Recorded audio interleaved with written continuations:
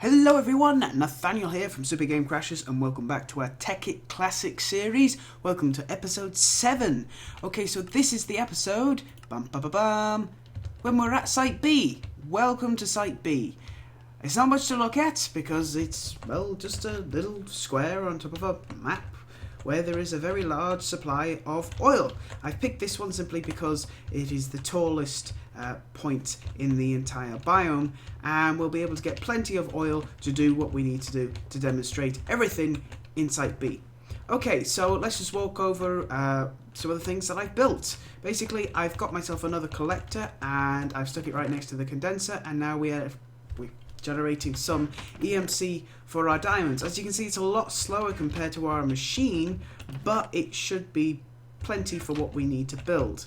I've got myself some chests. I've not really organised them as much as I did in the old base, but yeah, so organics, tools, building materials, ores and mod items. There is one thing that I made, which I didn't show you guys, is this thing, an alchemy bag, and basically it's just a portable inventory that's a much bigger. You have to be careful with the bags. If you put a bag inside a bag, you'll actually lose the bag that you've put it in, or something like that. It breaks, so don't do that. A bed, of course, a small industrial craft area, and lots of chests so we can start building. I've also built this so that we can get to the top, because we will need to get to the top of this thing to start, well, excavating it. So let's get started with Buildcraft. Okay, Buildcraft is a mod where you use oil to fuel your machines, which creates energy, which powers quarries, which powers all sorts of other cool devices, and we'll be using quarries to get most of our resources. We won't be relying on equivalent exchange unless we're doing a really big project and I want it completed fairly quickly. I probably wouldn't rely on a quarry to do that. So let's get started. The very basics of Buildcraft starts with gears. You need gears to make pretty much anything in Buildcraft, and to make a wooden gear is really simple. It's just, don't know what that's in there, 4 sticks in this arrangement makes you a wooden gear. Gears, basically you can make multiple versions of gears. I'll go into a little bit about that later, but for now I'll show you what you can make with a wooden gear. You can make yourself a redstone engine. We actually need 2 of these to do what we need to do in this episode, so let's have a look at the recipe. As you can see, it's glass, wooden planks, a piston, which is a vanilla Minecraft item. I shouldn't have to show you, but I will, so it's super easy. And 2 wooden gears gives us a redstone engine. So let's build the engine now. We'll go straight over to our crafting bench, and yeah, let's make a start. Bingo, 2 redstone engines. Now redstone engines require, as their name implies, a redstone signal, which can be a lever, or in this case we'll use torches because I'm lazy. Or not. No, actually I think we will go with levers, because I can then turn off the engines should they start to heat up. And I'll show you one of the engines in action. Okay, so the way the engines work is if there is a machine that is Buildcraft related, the engine will always point towards the machine. Otherwise they'll go into this default state in which they point straight up. To rotate a engine, you actually need a wrench, and I can't remember the exact recipe, but I do believe that a wrench, if I type it in and spell it correctly, wrench, yep, there it is, that's a Buildcraft wrench, 3 iron ingots and a stone gear. So they're pretty simple, and I can turn it on right now. As you can see, it's already starting to fluff. That's the redstone signal, and eventually it should turn itself on. It might not be turning itself on because it's not connected to anything. So yeah, there's that. And again, if you break them with a pickaxe, you don't lose them. So redstone engines, very important. We're going to use them to make our first machine. And to make our first machine, we're going to start looking through the items we need. We need an iron gear. To make an iron gear, you need a wooden gear. To make a stone gear, you simply surround the wooden gear with cobblestone. That makes a stone gear. The same goes to make an iron gear. If you just surround it by iron, and it makes an iron gear. The thing we're going to use the iron gear for is a mining well. Now a mining well is basically it's a tear down from a quarry. Instead of mining out a very large area, a mining well will simply mine straight down. This is sort of okay, I guess, but it's kind of hit and miss because you can mine straight down and not really get anywhere. So to make a mining well, you need 6 iron ingots, 4 more, so that's 10 for your iron gear, and another 3 for your pickaxe, so that's 13 iron ingots to make the mining well, and a piece of redstone. Now, we're actually going to use this machine to make another machine, and then we're going to, there we are, a mining well. And I can place this in the world. Looks pretty cool, doesn't seem to do anything at the moment. That's because we're going to actually use it for something else. So I can break it and not lose it. And I think it applies for all Buildcraft items. You don't need a special tool to break them. You can just break them with a pickaxe. But it has to be an iron pickaxe or above. If you break it with a stone pickaxe, I think you'll actually lose the item. The next thing we need is a tank. And a tank is 8 glass in a circular fashion, makes a tank. So we need one of these. I've made some more because we'll need them in just a second. And with a mining well and a tank, we make a pump. And we need a pump because we're going to need to pump the oil out of this area. So I'm going to place down the pump, just like that. Now, here's the interesting thing with the pump. You've probably already noticed the little splashing effect. If you can just about see, there's a little pipe that's lowered out of the bottom of the pump. If I go in, you can see the pipe there. Basically, this will lower itself all the way down as it begins to pump out the oil. So you don't have to move the pump once it's placed. Just make sure it's directionally over the oil hole and it'll do the rest for you. So it's all automatic. Very, very useful. The next thing I'm going to want to do is I want to place my tanks. Now the way these tanks work is you can stack them. So if I put one next to each other, and then I can stack on top of them. And tanks, depending on which way you pump in, will always fill up from the bottom. So even if you connect to the pipe to the top, they will fill from the bottom straight up.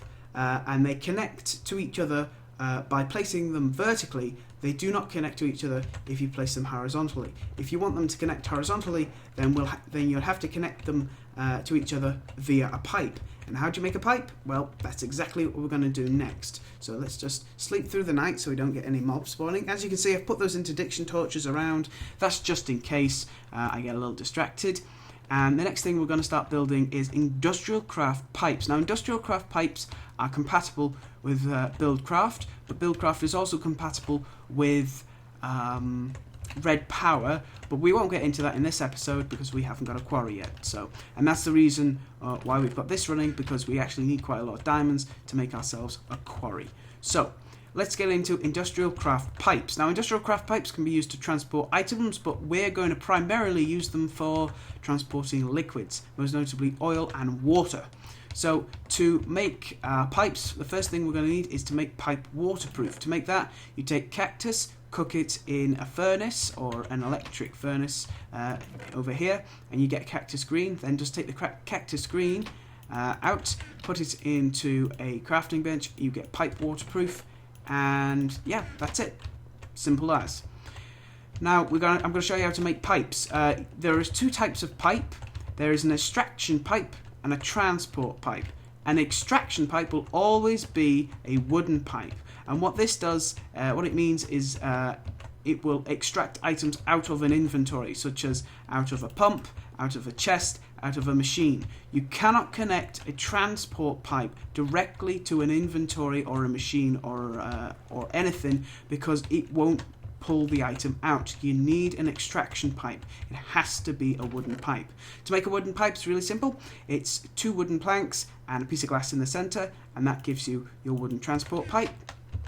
to make a transport pipe, you need basically, you can make them out of cobblestone. I recommend that you don't, that you spend a little bit of coal or wood to make it out of cooked stone rather than cobblestone. They are a lot more efficient this way. But you can make them out of cobblestone instead of stone, so it's very simple. Now to make waterproof pipe. To make waterproof pipe, you take the waterproof that you have, put the waterproof on top inside the crafting table, put the stone transport pipe or the wooden transport pipe underneath. It has to be this way in a crafting table, it won't accept it any other way, and you make yourself your waterproof. So I'm actually going to take all of these now and make them waterproof. So I might need... no, I think I'll be alright. You don't actually need more than one for this because we really don't need it. Okay, to use pipes, it's really simple. We just place the pipe on top. There we go, it's connected. You can tell when it's connected because they will mesh.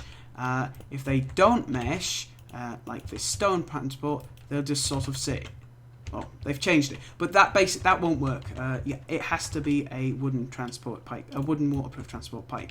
You cannot transport liquids through ordinary pipes. It just won't work.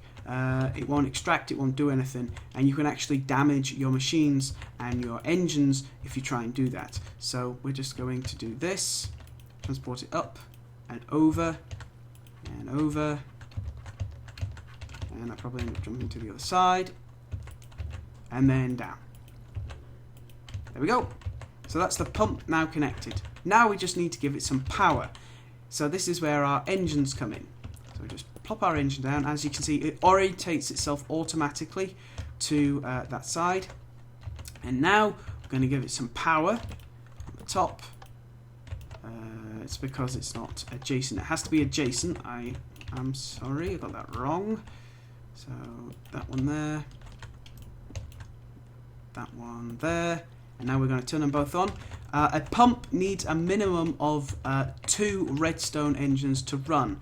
I will go into the bigger engines later, but for now I think this is going to be good enough for us. So let me just turn them both on, give them a second to warm up, and I'll explain a little bit more in depth about engines and what you can expect from them. As you can see, they've got great animations. Now, the way these engines work is they transfer energy units very slowly to the machine. So it might take a while for the pump just to heat up, but eventually it'll start drawing oil out. And Minecraft isn't big on physics, so I wouldn't worry about it pumping up or down. It doesn't really matter as long as it's being provided power. Now, eventually it will draw oil out. But until it does, I'll explain a little bit more into the engines. Okay, so these engines can explode. I'm deadly serious about this. They can explode. The reason they'll explode is if they have nothing to do. Redstone engines typically won't explode. There you are, so you can see the oil coming out now. And it'll start filling up the tanks. It's going to be very slow because they're redstone engines, and as you can see, it's filling up from the bottom. Now, like I said, engines can explode. Redstone engines will only explode, however, if they are not doing anything. So if you are providing a redstone signal to a redstone engine, but the pump itself has already drained all the oil out, then the engine isn't actually doing anything. It's pumping energy into a machine that's not doing anything. Eventually what will happen is the blue will change to green. This means that the engine is running at optimum efficiency. But it takes a while for them to effectively heat up before they can do this. And once they do reach optimum efficiency, the oil will come through at a steady rate rather than the slow rate that's happening now. There is another optimum efficiency, but it's difficult to balance it. They can turn orange. If they turn orange, that means they're working at peak efficiency. And the good thing about this is that you'll get a constant stream of power and your machine will work very happily. But there is a problem. From orange, it really will not take very long for these engines to go to red. If they go to red, I guarantee you within about 30 seconds, they will explode. They will explode with the same area effect as TNT. So that means if these were red and they exploded, the pump would be destroyed, this other engine would be destroyed, all of this pipe would be destroyed, a large part of this platform would be destroyed, probably a lot of the glass would be knocked out, and more than likely some of the oil would be destroyed if it exploded right there. As you can see, the oil is already draining down. This pump is automatic, it will lower as the oil goes down. So yeah, that's what happens with the redstone engines. There are two other types of engine. Now, if I show you them, engine. Don't mind these ones. These ones are for industrial craft, and they're a bit more complicated. Yeah, they're a sort of mix between industrial craft, build craft, and other such things to allow energy transfers and stuff like that. We'll get into power converters probably much later on in the series, but yeah, I wouldn't worry about it for now. Okay, so steam engines. Steam engines, as you can see, just need stone gears. They're pretty much the same as redstone engines, only they need coal to work. It has to be coal. It can't be anything else. It must be coal. You can't put Mobius fuel in them. You can't put what is known as coal coke, which is part of Steve's carts and stuff like that. It has to be coal, and you have to keep your eye on the steam engines. While they're more efficient than redstone engines, they can overheat even if they're doing something. So if they start to overheat, you want to turn them off, wait for them to cool down to about green or even blue if you want to be super careful about it, and then turn them back on. So effectively you have to babysit them if you want them to do things. The next engine is the combustion engine, and obviously this one is the highest. It needs iron gears, and this thing will produce a lot of power. When we start building combustion engines, which is the only way really to process oil, they'll have two inventory slots. Effectively, they'll have an inventory slot for fuel, which can be oil or processed fuel, and they'll also have an inventory slot for water. They need to have water in them in order for them to run. They won't even start if they don't have water in them. Eventually, however, what will happen is if the water drains out completely out of the engine, they'll start to overheat immediately and they'll explode. You have to keep your eye on them. Now, a good way to get around this problem is to set up a line of pumps, get yourself an infinite water source, and just continually pump them with water over and over and over again. And you really wouldn't have to worry about your engines exploding around the pumps, because you can just siphon a small amount of energy off the engines to run the pumps. So they become sort of a self-sustaining system. Later on, we can they're running at optimum efficiency now. As you can see, they're pumping more readily, which is good. Later on, we can actually build a system that will ensure that the engines will never explode by using power converters instead of engines. This means I could then convert Industrial Craft's EU energy into Buildcraft energy, and it would save us a lot of pain and hassle. It's a little bit tricky to do it now without introducing you guys to the very basics of Buildcraft, so we'll get into that much later on. So yeah, that's pretty much it with the engines and obviously with the pump. Now, there is... Oh, that's the... that dipping down. Now, there is an interesting thing. I said this goes all the way down to the bottom. That's actually wrong. It goes down to a sort of giant chamber. I have been to the bottom of this one, and it's pretty big. I nearly killed myself drowning in it, but yeah, it's massive. So we're not really going to run out of oil, but there is a tiny little bit of a problem. When these tanks fill up, when they're full, and these engines will still keep going. They'll still keep trying to pump it, and it'll be effectively the same as them not doing anything. They'll explode. I think each one of these tanks can hold about 16 buckets full of oil. It doesn't sound like much, but it is a lot, and it goes a long way. Once we've pretty much filled these tanks up, I'll shut down the pump and we'll start processing them. And in the next episode, I will get into the whole processing fuel, making better engines, and finding ways to use the fuel, as well as dipping into using the quarry and getting ourselves going on that. And then after that, of course, we'll start the series more properly by me building some really cool machines. my cat has jumped up. Hello. Hello. Do you want to say hello to the people on YouTube? No, she doesn't. She's walked off.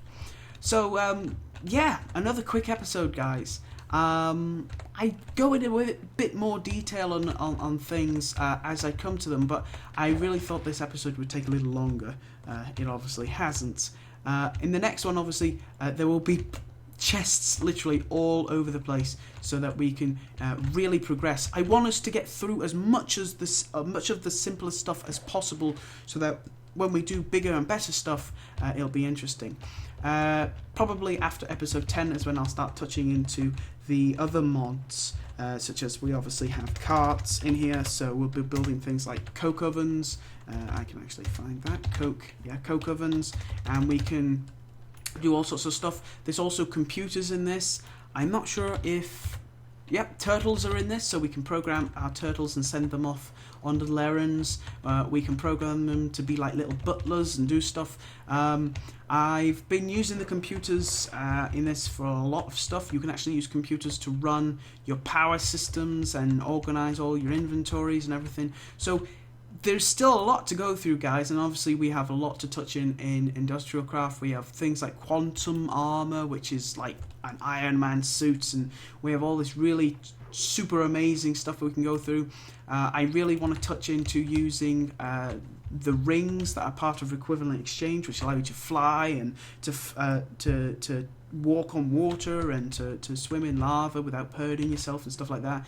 And we've got obviously you've got templates, which allows you to record rooms and then build the rooms elsewhere without having to do it all yourself. And this thing, a tunnel bore, which is going to be great because I really don't like flying most of the time. It'd be great to build a railway system underground, and the tunnel bore would just build a giant tunnel underground for us. So there's really a lot to go through, and obviously we've got all the original stuff, and we've got teleporters. Oh god, the teleporters are great in this, guys. You'll love the teleporters.